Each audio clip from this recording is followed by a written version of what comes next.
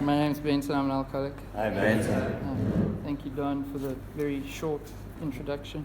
And thank you all for being here, even though I know it's compulsory for at least half of you, but still, thanks for coming. Thank you, Don, for cheering, and for putting up with me for the last, 13 years? 13 years. I think you deserve some kind of award for that. I wouldn't be here. I wouldn't be here today if it wasn't for you. You've played a big part in helping me to get to where I am today, and I'll always be eternally grateful. This is why I used to drink and use drugs. Life is scary. This is scary. Alcohol and drugs took away the fear, and it worked for a long time for me. And then it got to a point where it didn't work anymore. And my life became an absolute nightmare. And then I found recovery. And since then, over the last 9 years, I haven't found it necessary to use or drink at all. And that's pretty much the long and short of it. So I thank you all for listening to my share. And is it okay if I go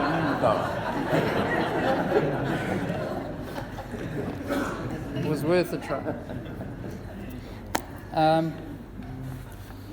When Wendy was kind enough to contact me to ask me to share, I found a million excuses as to why I should say no. I mean, I'm not even really a member of this. This isn't my home group anymore. I've moved to Toti, so I felt quite justified in saying no. But the reality is it's here that I've been given 9 years of freedom from active alcoholism and active addiction. And as a result, I have a responsibility to be here today to tell you guys that recovery is possible. Long-term recovery is possible if you do what you need to do. So that's why I'm here today, walking through fear, and that's what it's about for me. I've always had this feeling that I wasn't good enough. From as far back as I can remember, I just had this feeling that I wasn't good enough.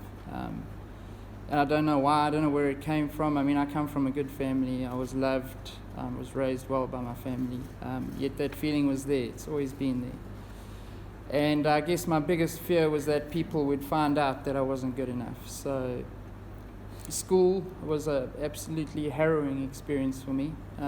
Trying to pretend to be normal and trying to pretend to be okay when inside I was absolutely terrified. To kind of put it in perspective, I can remember I used to get my mom from, I think I was in about standard 3. I would get my mom to write me sick notes for PT class. Every day it was, please excuse Benson from PT because he has a sore back, or he has a headache, or he has laryngitis, or da-da-da-da-da. And the reality was I was terrified. I was terrified to go to PT class because I was afraid if they split us into teams, I was going to be the last kid chosen. And I just couldn't handle that because they would prove that I wasn't good enough. So I used to manipulate my mom to give me sick notes every week. That's how fearful I was. And that all changed the first time I was introduced to alcohol. I can remember suddenly I wasn't afraid anymore. Suddenly I could talk to people. I could talk to girls, I could do party tricks, and I didn't really worry about what people thought. I discovered an antidote to fear, and for about 30 minutes I was an absolute rock star. And then I proceeded to black out and tried to attack 2 policemen, weighing all of about 35 kilograms. No surprise I came off second best, and they put me back in the van and drove me home to my parents. And that was I was about 14 or 15 at the time. My drinking landed me in a lot of trouble from very early on. But I always kind of had my parents to bail me out. They were always there to take care of my messes. I've had a kind of codependent relationship with them as far back as I can remember. My mom would be the one to spoil me and do everything for me. And I could get away with murder with her. I could manipulate her to do whatever I wanted, hence the sick notes and all that kind of stuff. And then my father was like the disciplinarian, but he would be the one to bail me out of the shit all the time and take responsibility for me, because I could never do it for myself. Maybe if I'd been spoiled in all my relationships with women in the way I was by my mother, things would have been okay. So it's all the woman's fault. But yeah, that was not my journey. The first woman I ever had a crush on rejected me, and I've had this overwhelming fear of women ever since. You people are quite scary, because you have a lot of power over me. And yeah, I've lived in fear of approaching women ever since, and that fear it boils down to I'm afraid of being rejected by a woman. But when I drank, I didn't give a shit. I could talk to anybody. So that was my solution. I would drink to talk to women. I think also because I had like a really low self-esteem, I used to try and find my identity in things outside of myself. I couldn't have an identity within me. I had to look for it outside. And when I was in high school, I tried to find my identity in the punk rock scene. So when I was in high school, I became a punk rocker. And I started listening to the Sex Pistols, started talking with a British accent and saying oi a lot. And I started hanging around with the punks in my school. But yeah, I didn't make a very good punk. I used to walk around with these guys in the streets acting all hardcore, saying oi and vandalizing stuff. And yeah, we would go around. I mean, I remember one instance we found a whole lot of beer bottles and we were throwing them in the road and smashing them because we were punks. And this old guy came out of his house and he was like, I'm going to phone the cops if you guys don't sort this out now. And we all ran away and they went home and did their thing. But I was so terrified I went back after they had all gone home and I picked up all the glass pieces because I was afraid that I was going to go to jail. That's how hardcore a punk I was. So yeah, I didn't do very well in the punk scene. Yeah, and then when I left school, it was the rave scene. The rave scene had just kind of started to appear in Johannesburg. I lived in Joburg at the time, and I decided that I would try and find my identity in the rave scene. So I became a raver. And so I shelved the Sex Pistols CDs, shaved off the mohawk, and I bought a pair of silver pants, started listening to techno music, and bought a pair of Oakley sunglasses and started wearing them at night, you know? Yeah, and I was going to find my identity in the rave scene. I ended up finding a lot more than I bargained for, and it was in that scene that I discovered my two great obsessions. The one's name was Alexandra, Alex, and the other one's name was drugs. I'll never forget the first time I laid eyes on Alex. I was in this dodgy nightclub and I saw this vision of beauty walking across the dance floor through the smoke and the haze. There was this angelic figure, blue hair, black rings around the eyes, piercings everywhere, pale, hadn't seen the sun for about 6 months, and I was absolutely smitten. Yeah, I was on drugs at the time.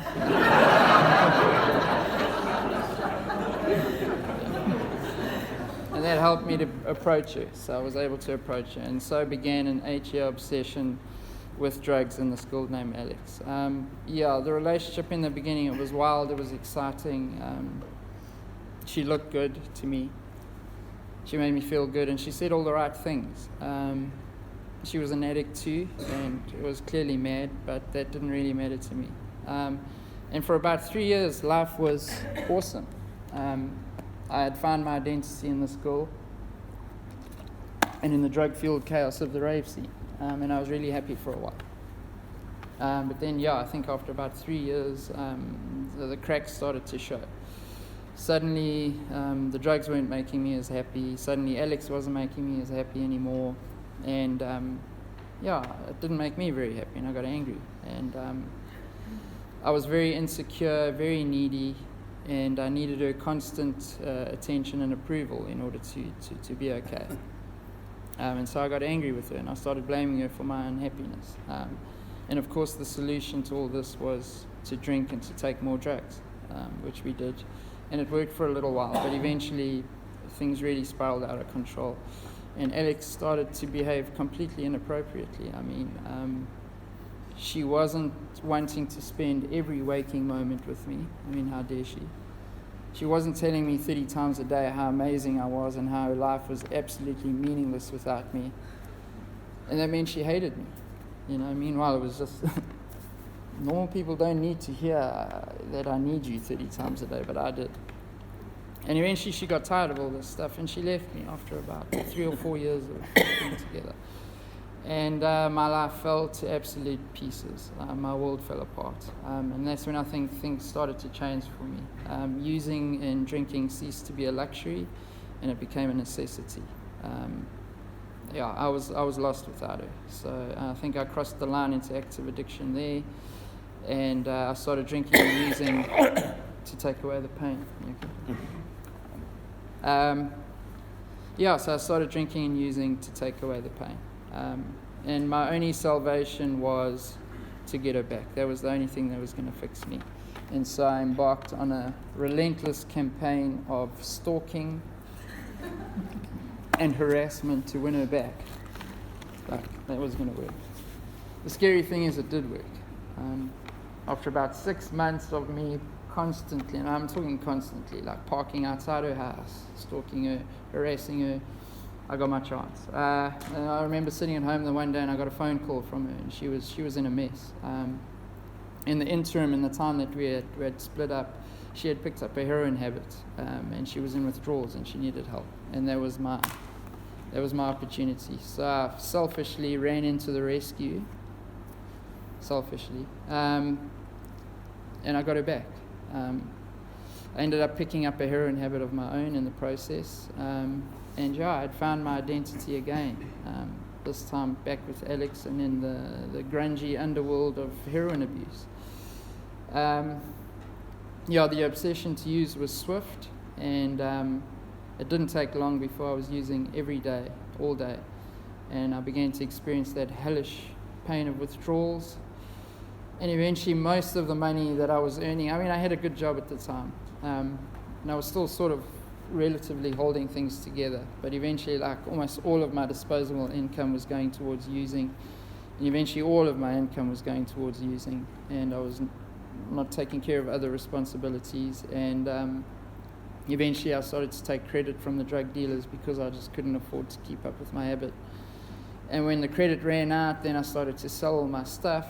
And eventually when I sold all my stuff, I started to steal from the people around me, my family, my friends.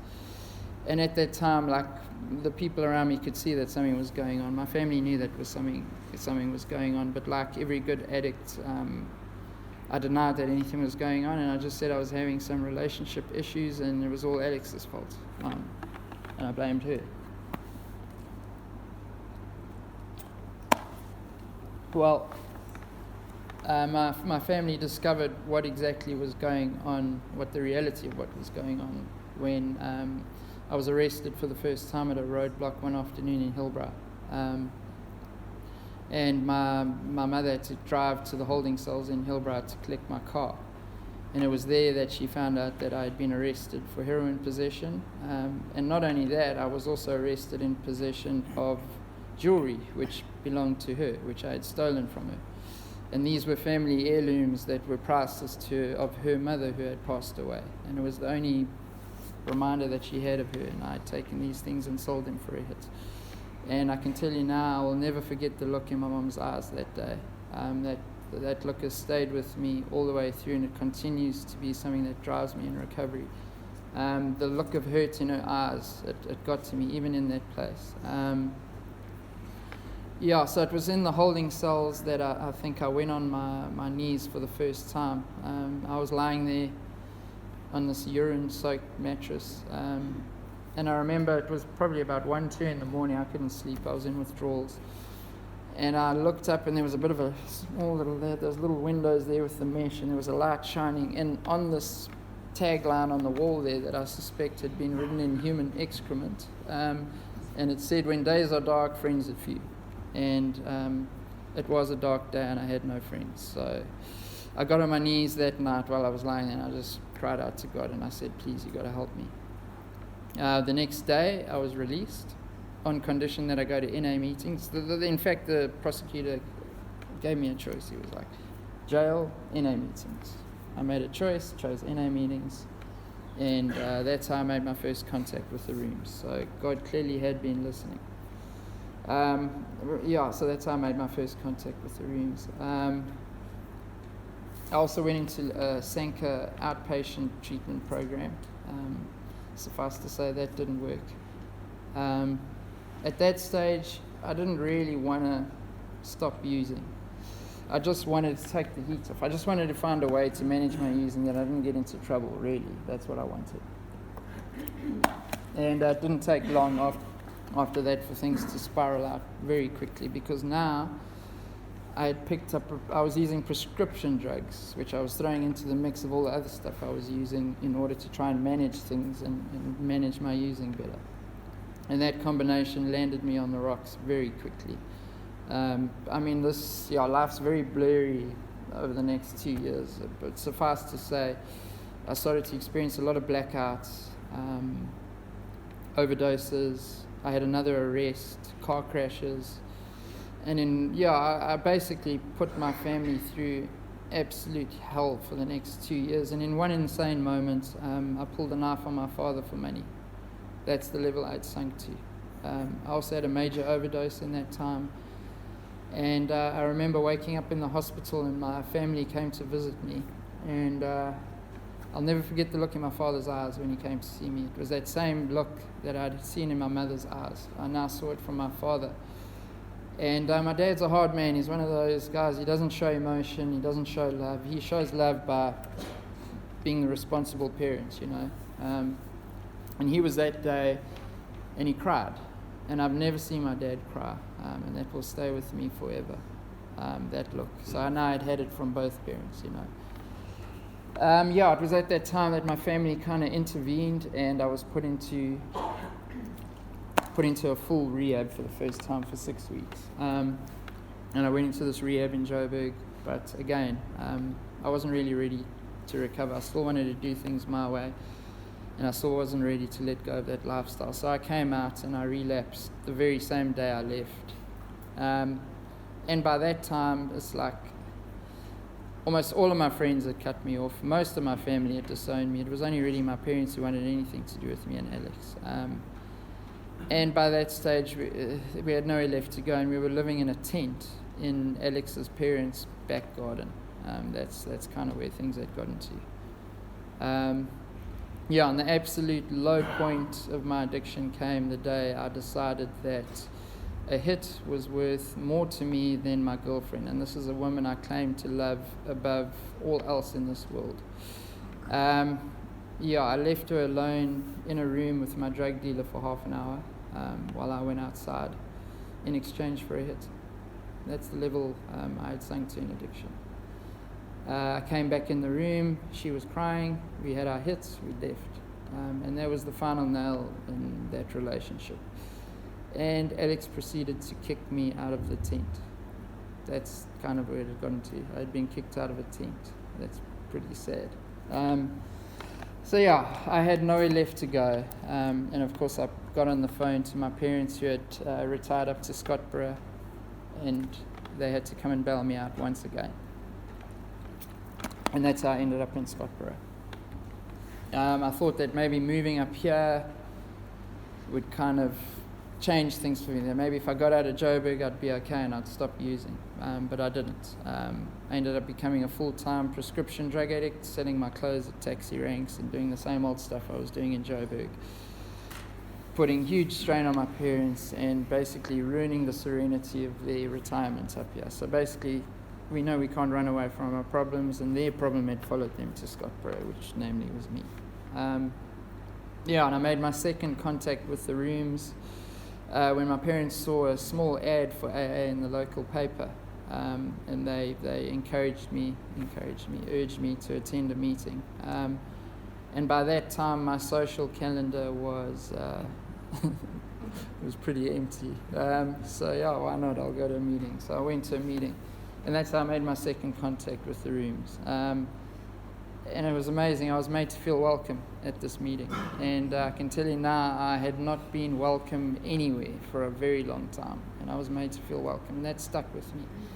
And I was also told about this rehab that was up on a hill in the bush somewhere, and this Canadian bodybuilder who was sponsoring everybody. And I was encouraged to approach both of them. And of course I didn't. But I went to meetings, usually high. And carried on doing my thing. I just wasn't prepared to let go, to surrender. I still wanted to do it my way. And I think God kind of practiced all the patience he could, and he eventually got tired of waiting for me to sort my life out, and he kind of stepped in. I don't think she's here today, but this is where things kind of started to change. One of the members of this fellowship bumped into me at the local pregnancy clinic where I was trying to score Valium. And I mean, her maid was pregnant, and she had dropped her at the pregnancy clinic, but for some reason she decided she would go in with the maid to see how long it was going to take. And she walked inside, and there was this huge queue of pregnant women sitting there, and me. And she was like, "What are you doing here?" I'm like, "Just checking whether I'm pregnant, you know." And she literally grabbed me by the ear, put me in the car, and that's how I met Don, in his couch. And I sat on his couch, and we spoke, and within about 3 hours, I was in a car on my way up the hill to this rehab. I learned what addiction really was about up in treatment, and I was told for the first time that I was the problem. But I left there still believing drugs to be the problem, and when I left, I decided I would drink instead, because I was not an alcoholic. 2 weeks later, I was drinking alcoholically, smashing wine before a Sunday meeting. So suffice to say, I had a drinking problem as well. So I went back in a second time, this time willing to admit that I had a drug and a drinking problem. But I still was not willing to take the second part of step one. My life was still not unmanageable. I still wanted to do things my way. So I left, relapsed, went back a third time, still not willing, left, relapsed, went back a fourth time. Didn't like what the rehab was saying, left, went to a different rehab, maybe I'd get a different solution. They put me on a whole lot of drugs. I brought in my own drugs. Had a great time, nearly killed me. Suffice to say, I went back into this treatment on the hill for a fifth time. But this time I went in a pretty poor physical condition. I think a bit of the pride was beaten out of me, and I went there pretty physically broken. And I was beaten into a bit of a state of willingness, and I committed to long-term treatment, and I stayed there. And for the first time ever, I conceded that maybe, just maybe, I am the problem, just maybe. And I started to work on some of my fears and realized that I was actually pretty selfish, and I started to see these things, and I started to make some progress. But I still had one reservation, and that was that a woman would make me happy. So I left there after, I stayed the full term of my treatment, and I left, but I wasn't quite a year, and I wasn't willing to, and I wanted a girlfriend. And I went out and I did it, and I met somebody, and surprise, surprise, she turned out to be an alcoholic. And I relapsed. So I went out to find myself in this relationship, and I ended up losing myself. And that was the one final ingredient necessary to bring me literally to my knees. That relationship broke me, and that was the one missing ingredient that I needed to bring me to a place of conceding complete and utter defeat. I was broken. And I think what changed for me was that this girl lived in Pietermaritzburg, and I didn't even have a car, I didn't have a job, and my parents used to have to drive me there to visit her. And the last night I was there, I blacked out, I took all her medication, and I don't even remember the details of it, but suffice to say, I came to and I had a spade in my hand, and her house was a mess. I had been smashing things up in her house, and I was chased out of her house, and my parents had to drive to Pietermaritzburg, and they were like in their late 60s, at like 4 a.m, once again to come and bail me out of the shit. And that next day, I saw what I had been doing to them. I saw what a selfish, horrible piece of work I had become, and that hit me. Because before it had always been about me and my pain, but I finally, for the first time, saw the pain I was causing on the people around me, and it freaking broke me. And I remember walking to my sponsor's house, sitting on his couch for the 50 millionth time, and saying, I will do anything. And this time I meant it. And this man made me do terrible things. Terrible things. I had to share at meetings. I had to go to meetings. I had to work the steps, for goodness sakes. I had to get involved. I had to do step 10s. I had to go to the gym at like 5 o'clock in the morning. It was horrific. But you know what? I was willing. I just didn't want to go back to the way I'd been living, so I did this stuff. And I did what I was told.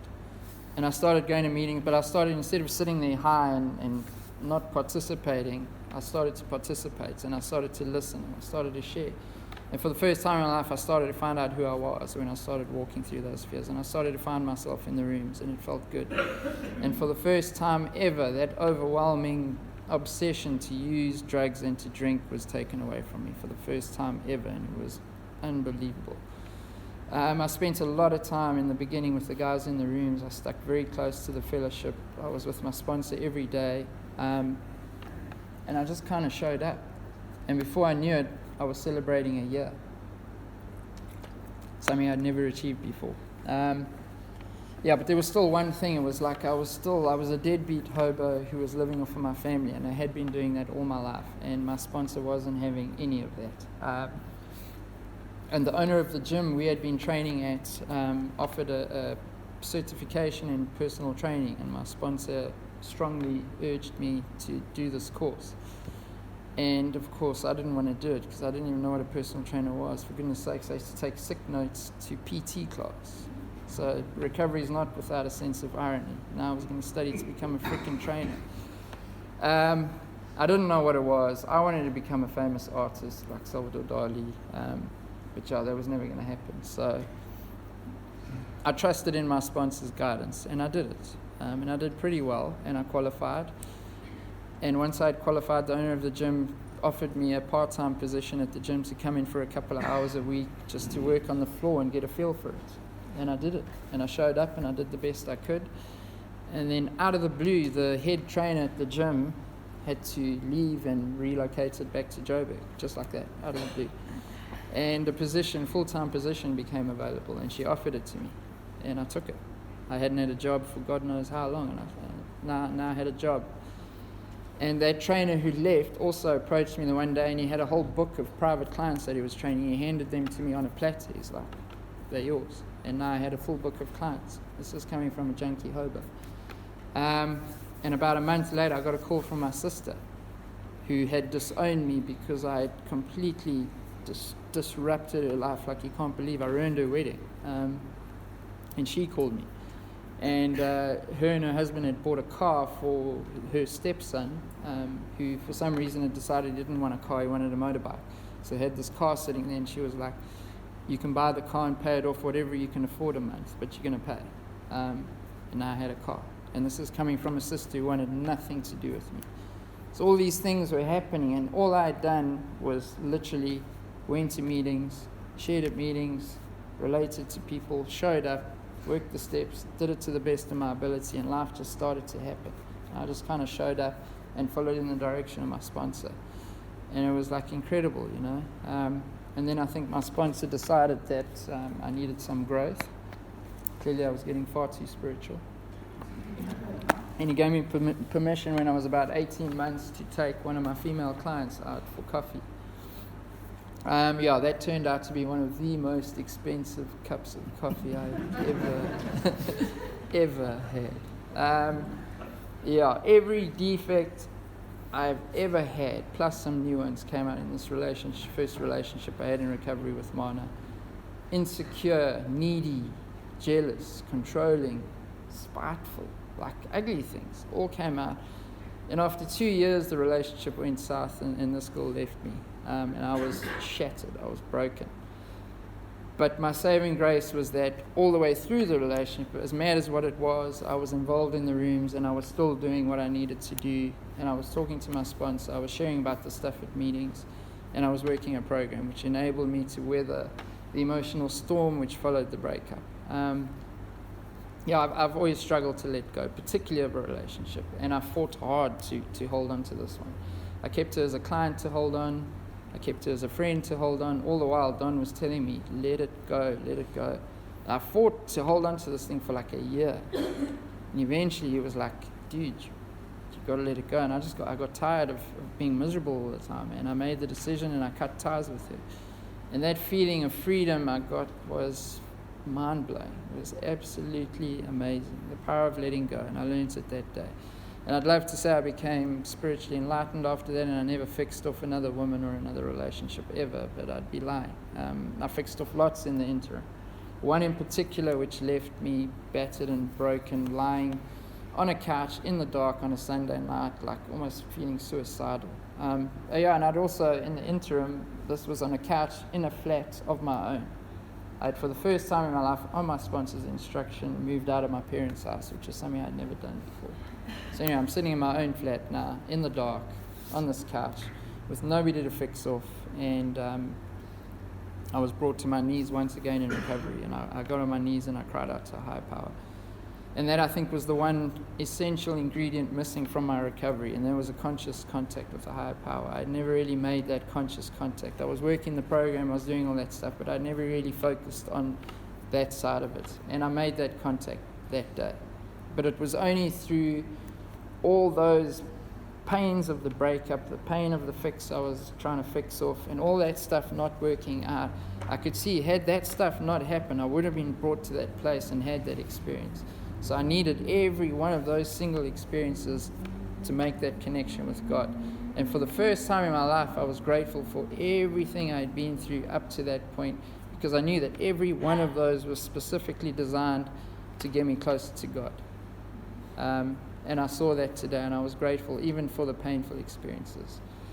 And then it was during that time I decided that I needed to work on myself and learn to be okay in my own skin, and work on all those defects that kept coming out that made me feel the need to be in a relationship the whole time. And I did a lot of work on myself.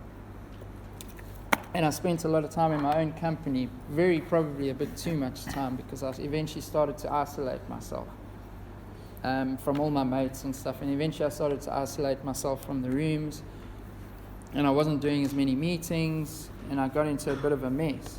And it's funny, God is incredibly effective in the ways in which He gets me back on track. Because through a series of events, I started dating a woman in the rooms who worked at a rehab. And she was like militant with working a program. So by seeing her, I had to become militant about working a program, otherwise there was no chance. So that was God's carrot that He dangled to get me back in the rooms. And that kind of got me back on track, and I was forced to work a program because she was working a program. She was like a Nazi. And so I did. But the thing is, for the first time, it was like a relatively healthy relationship. It was mind-blowing. And then she moved to Joburg. I was like, what the fuck? But you know what? The thing is, I'd learned in that time to let go, and I was able to let it go, and the relationship ended beautifully the way it had started. There was no animosity, no nothing. It ended, and I wasn't resentful, I wasn't bitter, I wasn't angry, and I was able to let it go. And I saw it for what it was. It was God was showing me that a relatively healthy relationship in recovery is possible, and I had a taste of it. Maybe if it had gone on longer, I probably would have cocked it up somehow, but whatever. But the fact is, I saw that it was possible. And I guess just in the last couple of years, I've also had like quite a few changes that have happened in my life that have forced me once again to walk through fear. I left a very comfortable job which I'd had here in Scottsboro for almost 8 years or 7 years or whatever it was, and it had become a safety net and a comfort zone for me, but I wasn't happy, and I knew that it was time to move on, but I was afraid. And then an opportunity came my way, an opportunity which was far more risky and had far less security. But deep down, I knew it, and my sponsor knew that I needed to take that plunge. And I walked through the fear, and it's been amazing. And the other thing was, I eventually plucked up the courage to move out of Scottsboro, because I was still dependent on my family. I was living in a flat owned by my sister. So now I made the full step into full financial independence from family, and that was something I needed to do. I'd also given up smoking, by the way. My sponsor said I need to put that out there. There's clearly a few smokers in the room. But yeah, so I moved, I left Scottsboro. I'd been in this safety net here for over 12 years. And I left Scottsboro and moved to Toti, and it's been okay. You know, it was also a huge fear with that stuff, because I never felt that I was good enough to be able to survive these things and to do these things and be okay, and I've discovered that I can be okay. And that's what recovery has given me. I realize now I will always be a fearful person. I always thought recovery would take away the fear, and it hasn't. I will always be fearful, but recovery has given me the courage to walk through fear and know that it'll be okay. So yeah, thanks for letting me share.